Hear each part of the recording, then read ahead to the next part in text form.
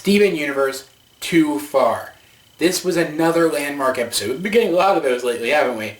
There will be spoilers in this review, of course.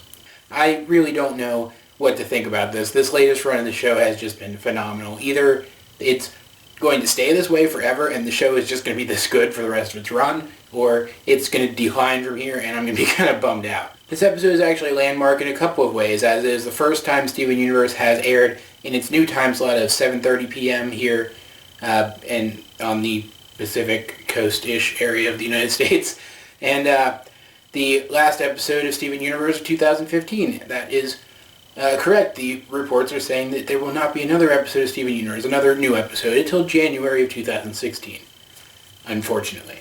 The move to the 7:30 time slot I think is a great idea. This show hasn't been for young children for a long time, and 7:30, you're not going to get young children anymore. You're going to get like the preteens to the teenagers, which I kind of feel is more where the show is going at this point. Not that young kids still can't watch it, it's just they're broadening the demographic by moving the time slot this way. As for the episode itself, last week was an episode about Pearl and Peridot. This week, it's about Peridot and Amethyst. Peridot has some of the same misconceptions about Amethyst that she did about Pearl, except the misconceptions go in another direction, because in this episode we find out that Amethyst is supposed to be a warrior gem. She was supposed to be about twice her size, with broad shoulders. Is this reminding anyone of any particular theory that some guy might have made fairly recently?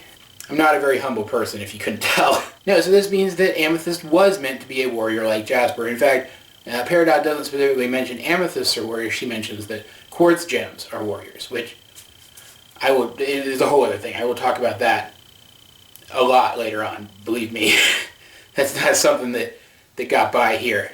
And this is a big deal, because this not only confirms what a lot of us have suspected about the show, but changes the way a lot of us are going to think about the show going forward. We're going to be looking at gems and trying to determine what classification they might be, not just wondering what kind of personalities they might have. As for the plot of the episode, it's fairly straightforward. They're still working on the drill to get them to the cluster, but they don't have the materials to build the drill tip. So Peridot, who's in trouble with Garnet for asking her to defuse because it's making Peridot uncomfortable, has been tied up to the fence near the barn by Garnet because, as Garnet puts it, allowing her to have free reign of the place was making Garnet uncomfortable, which is just hilarious. She needs to go to the kindergarten to get one of the drills off of the injectors that drill into the ground to plant new gems for them to then grow and pop out of the ground later. So those big things that look kind of like a virus. And Steven and Amethyst agree to go with her because Amethyst has discovered that Peridot is actually pretty freaking hilarious.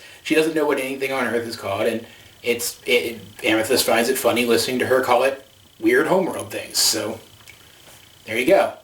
Amethyst now likes Peridot, and Peridot likes Amethyst. To Peridot, Amethyst is the only true gem there, and that created sort of an automatic need for Peridot to please Amethyst. And Peridot, wanting Amethyst to think she's funny, she starts talking about the other characters, the other gems, what they are supposed to be like on Homeworld, and then she rolls around to Amethyst, and she starts talking about Amethyst, and hurts her feelings really bad, and Amethyst goes back to rejoin the others, and she's all angry at Peridot, and Peridot doesn't understand why.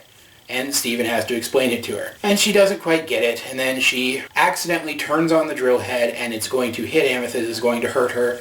Peridot actually goes crazy. She's genuinely concerned, and she pushes Amethyst out of the way, and then she seems to feel bad about it, as if she wasn't supposed to come in contact with her, which is kind of telling, and I will, I'm sure, talk about that at some point, but not today. And Peridot realizes she didn't actually want to hurt her, and she apologizes, and she goes so far as to say that she does want to learn their ways so that she can understand them and better fit in. And that's actually where the episode ended off, and I thought, this was a fantastic episode, so much growth for Peridot. We learned a lot about Amethyst, but Peridot's the one who got all the growth here, because she realized that what she was saying was harmful to Amethyst.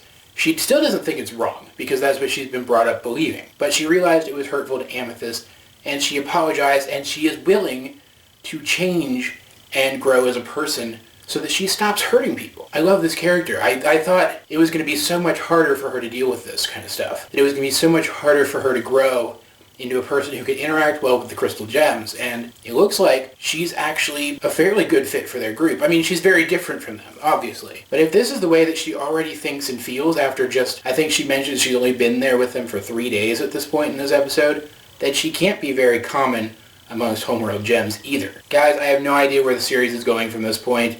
I couldn't even hazard a guess because I never expected us to be flat out told these things in the series like this. The things that we have learned in these last few episodes will keep me busy theorizing for a long time, so I'm happy about that. Overall, this was an amazing episode and the end to an amazing run of the show, and I could not be more excited about what the show is going to do moving forward. What did you think of this episode, guys? If you have seen it, let me know in the comment section down below. Either way, this has been AJ22, and I will talk to you guys later.